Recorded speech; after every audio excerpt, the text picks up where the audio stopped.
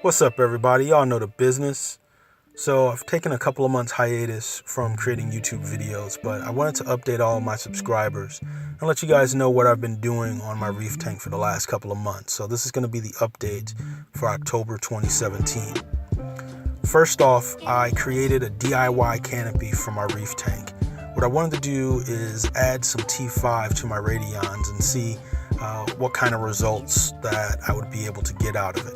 I got this from listening to Rico over at Rico's Reef Tank, who recommended that I would add T5s and probably help out a lot with the shading that I was getting on my SPS coral. So I took his advice and I was watching videos from King of DIY and Fisher Hex in order to learn how to create the canopy. I've never built anything with wood before, so it's kind of ragged around the edges, but it does what I needed to do, and of course, I'll make it better in version 2 of it.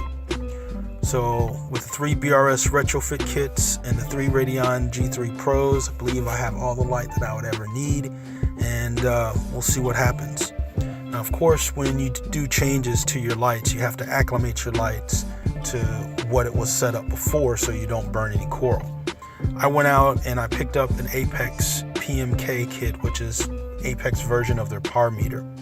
I matched the PAR of what I used to have with just the Radion G3 Pros to what it needs to be with the Radion G3 Pros and the BRS retrofit kits. I had to turn the Radions down, but right now the PAR that I was getting with just the Radions, I'm also now getting with the Radions and the BRS retrofit kits. Eventually I'll raise the PAR up. I want to get to a range of about 250 at the top of my tank where a lot of my SPS are, and once I get there I'll let you guys know, but I'm expecting to have a lot better growth, a lot less shading, and a lot better coloration, so we'll see what happens.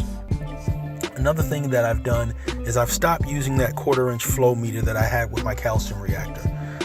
Because I'm putting less than 3 gallons per hour of water through my calcium reactor, it really doesn't work for that purpose.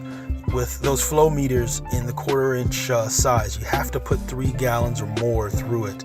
Otherwise, it's going to be inconsistent. Sometimes it'll stop, sometimes it'll start, and you really can't tell what kind of flow you have. So I took it off, and I'm running it now on my ATO pump, which it's still not 3 gallons, but it tells me when the pump is on and when the pump turns off.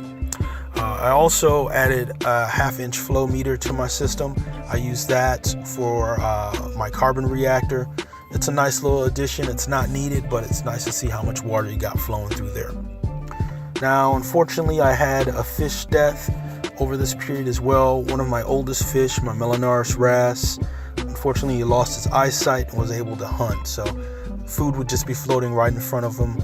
He won't even touch it. You know, he was running into rocks, running into the glass. So unfortunately, I had to move him to a hospital tank. He never got better, and I had to put him down. So I did pick up a few more wrasses. I did pick up another Melanaris wrasse.